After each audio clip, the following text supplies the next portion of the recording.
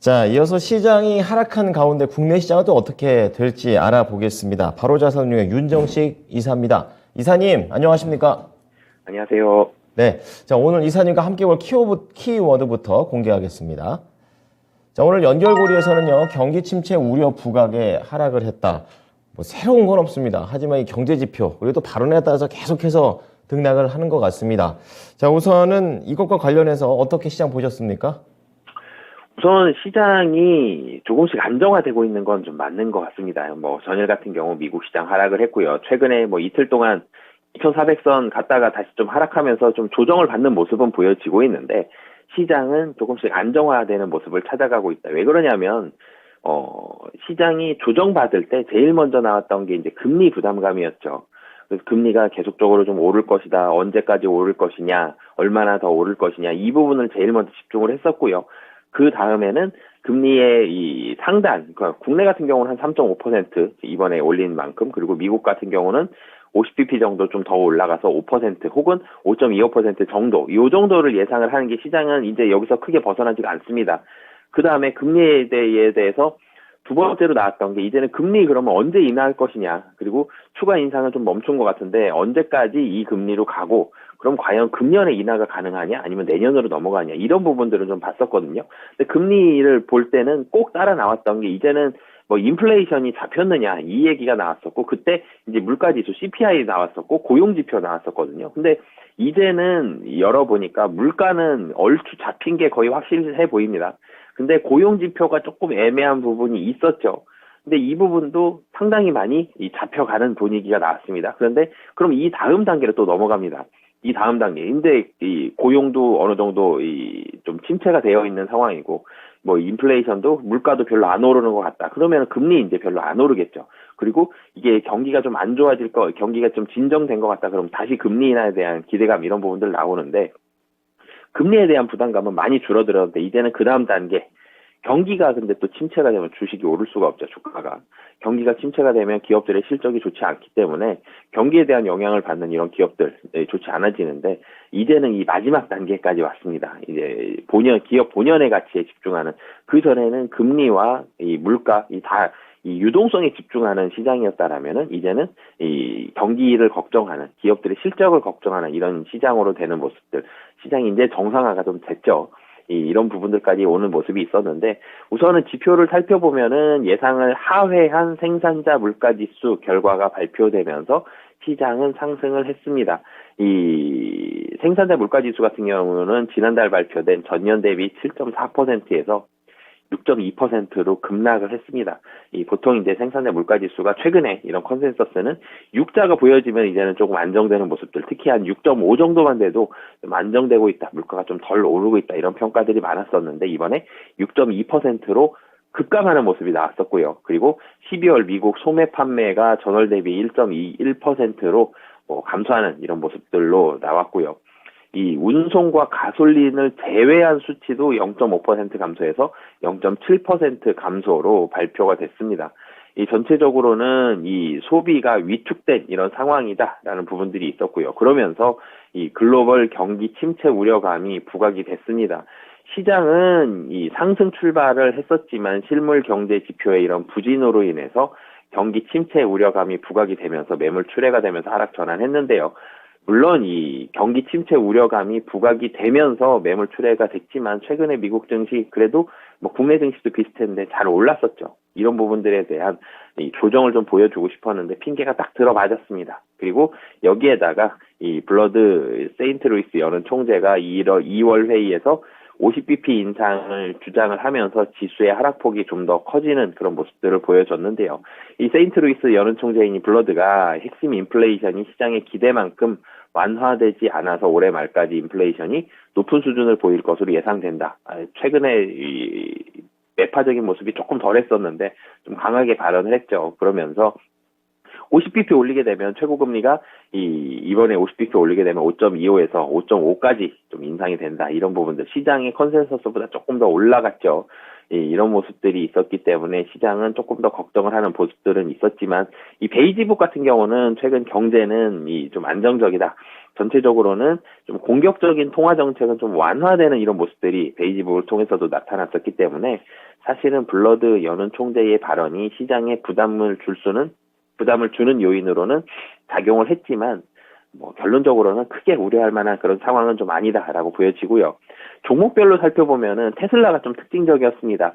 이 베어드가 수요 둔화의 영향, 그러니까 테슬라가 조정이 나왔었고 그러면서 다른 전기차 업체들도 다 조정 나오고 국내 2차 전지까지 조정받았던 가장 큰 이유가 수요 둔화였거든요. 생산이 줄어든다 아니면 수요가 둔화된다 이런 우려감들이 부각이 되면서 주가가 조정이 나왔었는데 이런 수요 둔화 등의 영향은 주가에 대체적으로 반영이 됐고 독일과 미국의 기가팩토리 생산량 증가는 상당히 좀 고무적이다. 그렇기 때문에 올해 탑픽이다. 굉장히 좋은 얘기했죠. 그러면서 4% 가까이 이 상승 출발을 했는데 테슬라도 최근에 많이 올랐죠. 그러면서 지수도 마찬가지지만 이 차익의 최근 상승에 따른 차익 매물이 출회되면서 결론적으로는 2% 정도, 2.06% 하락으로 마감을 했고요. 다른 전기차 업종도 비슷하게 하락을 했습니다. 2에서 3% 정도 하락하면서 마감을 했고요. 그러면서 다른 기술주들까지도 대체적으로 좀 분위기가 좀 안 좋아지는 이런 모습들이 시장에 좀 나오면서 미국 시장은 마감을 했다라고 보시면 되겠습니다. 네, 이사님 말씀을 쭉 들어보니까 시장 자체는 하락했지만 긍정적인 부분이 더 많았던 것 같아요. 안정화되고 있는 시장. 그리고 그동안은 돈의 힘으로만 갔다면은 이제 실적으로 다시 정상화되는 시장. 거기에다가 이번 하락에 대해서는 차익 매물과 관련해서도 연결해 볼 수 있다는 점. 테슬라 역시 하락은 했지만 전반적으로 장 초반에 이런 강세는 또 의미 있는 상승이었다라는 부분을 들어봤습니다. 자, 그렇다면 국내 증시에서도 이 투자로 연결시킬 수 있는 연결고리들이 좀 있을 것 같습니다. 어떻게 할까요?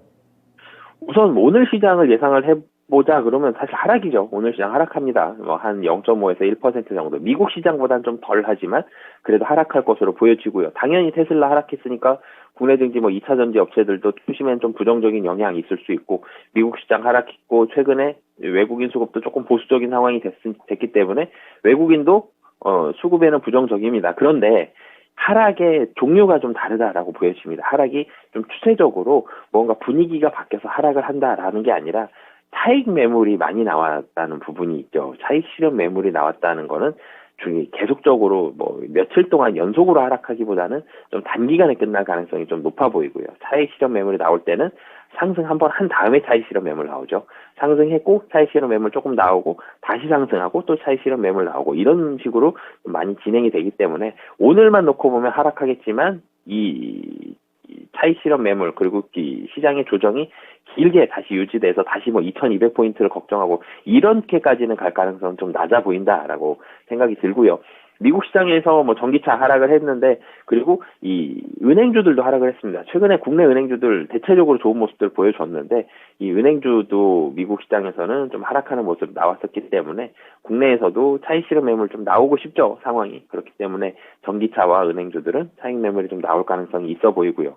하지만 중국 관련된 종목들은 여전히 좀 좋을 것으로 보여집니다. 보복성으로 중국에서도 국내 입국자를 좀 막을 수 있다 이런 우려감들이 있지만 이 큰 그림은 중국과 한국은 이제는 중국은 문이 많이 열립니다. 그리고 이 옐런미 재무장관과 류호 중국 부총리가 미중 갈등 완화시키기 위한 노력을 할 것이다. 이런 부분들도 있었죠. 그렇기 때문에 중국 관련된 종목들은 계속적으로 좀 주목을 해보셨으면 좋겠습니다.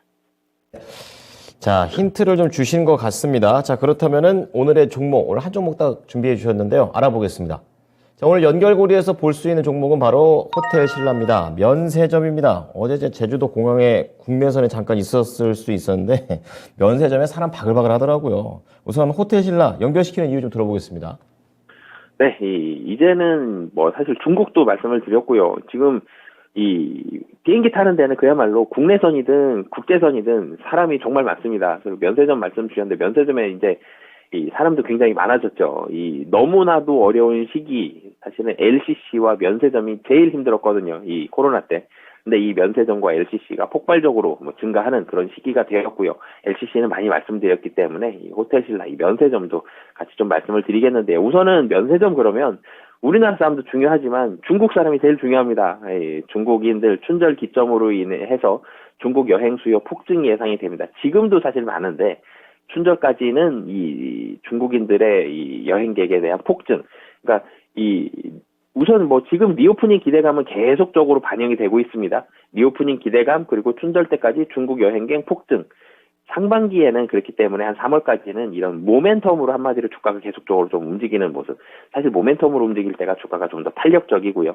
그런데 이 상반기 조금 더 지나서 보면은 모멘텀 좋았는데 뚜껑 딱 열어서 숫자 확인해 보니까 숫자가 또 좋다. 하반기는 좀 그런 식으로 보면 될 것 같고요. 그러니까 호텔신라를 오늘 좀 연결시켜보는 가장 큰 포인트는 이 중국이 열리고 여기에다가 춘절까지 기대감이 있기 때문에 이런 부분들을 복합적으로 반영하는 호텔신라, 그래서 말씀드리도록 하겠습니다. 네.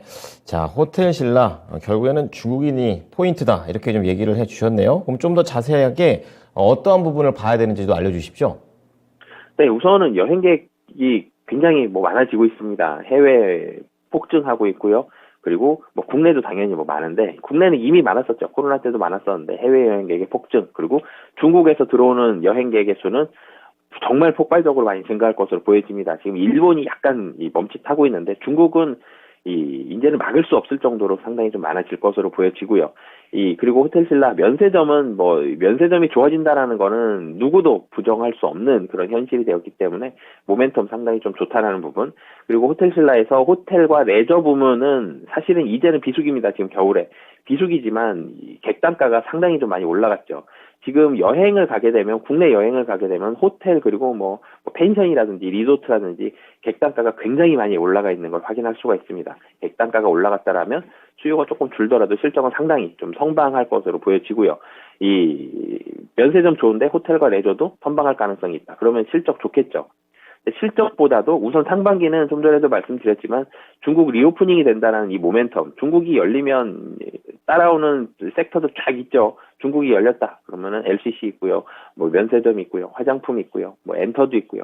이렇게 따라오는 대표적인 것 중에 카지노도 있을 수 있고요. 대표적인 것 중에 가장 앞선 종목 중에 하나인 이 호텔신라 모멘텀으로 상반기의 주가 충분히 좀 상승할 수 있고요. 상반기를 조금 벗어나서 제가 하반기라고 표현은 드렸지만 1분기부터도 실적 굉장히 좋습니다. 그렇기 때문에 이 모멘텀으로 주가 올라갔다가 실적 안 좋으면 다시 좀 떨어질 수 있는데 실적으로도 충분히 기대할 만한 그런 숫자를 보여준다라고 보시면 되겠습니다. 네. 자, 면세점의 포인트를 좀 맞춰주고 계십니다. 그럼 호텔신라가 이제 어제 1.6%, 최근에 좀 밀리다가 살짝 이제 바닥을 잡는 그런 분위기인 것 같은데요. 지금 가격 절감 어떻게 가져갈까요? 우선은 이 호텔신라 최근에 고점 한 85,000원 정도 찍고 살짝 조정 받았습니다. 그러고 나서 다시 오늘 어제 상승하는 모습을 보여줬었는데요. 한 85,000원 정도에서 조금 횡보할 수는 있지만 결국은 여기는 돌파해서 올라간다라고 보여지고요. 1차적으로는 지금 가격보다 한 10,000원 정도 올라간 95,000원 목표 가격 보시면 될 것 같습니다. 네. 그리고 한 가지만 더 여쭤보겠습니다. 그 LCC하고 여행사, 안 그래도 최근에 제주도 갔다 와서 느낀 거지만, 지금 LCC나 이런데 보면은 일본 여행도 많다고 하더라고요. 여기에 대한 전망도 좋게 보십니까? 네, 사실 LCC를 제가 연결고리 시간에 가장 많이 말씀드린 종목이 어떤 건가, 사실 섹터별로 좀 살펴보니까 2차전지하고 LCC 말씀을 가장 많이 드렸던 것 같은데요. 그만큼 LCC는 실적으로 정말 폭발적으로 증가하고 있습니다. 그렇기 때문에 실적이 폭발적이다 그러면 사실은 세상의 분위기가 조금 바뀌더라도 하락을 하더라도 조금 하락하고요. 결론적으로는 폭발적으로 다시 올라갈 수밖에 없거든요. 실적의 방점을 맞추시고요. 그리고 특히나 더 LCC 중에서 진에어, 그리고 티웨이, 그리고 부산, 에어부산까지 흑자 전환을 했죠. 이런 부분들이 굉장히 좀 큰 모멘텀이기 때문에, 그리고 너무 어려웠다가 턴어라운드를 하는데 가장 좋은 주식은 턴어라운드죠. 실적이 턴어라운드 하는데 턴어라운드의 기울기가 굉장히 가파릅니다. 그러면 주가도 가파르게 오른다라는 부분들 저는 긍정적으로 보고 있기 때문에 실적에 방점 맞추시고 긍정적으로 보셔도 좋을 것 같습니다. 네, 실제로 여행을 갔다 오면 이사님의 말씀이 맞구나 이런 생각이 듭니다. 자, 오늘 어쨌든 면세점 관련해서 잘 보도록 하겠습니다. 감사합니다. 네, 감사합니다. 네, 자, 호텔신라 82,600원인데 목표가 95,000원 정도로 설정을 해드렸으니까요. 이 부분 참고하시면서 대응해 보시기 바랍니다. 네, 지금까지 투자 판단에 도움이 될 수 있는 정보를 제공해 드렸습니다. 하지만 특정 종목의 상승과 하락을 보장하지는 않으니까요. 이 부분 참고해 주시기 바랍니다. 오늘도 성공 투자하십시오. 고맙습니다.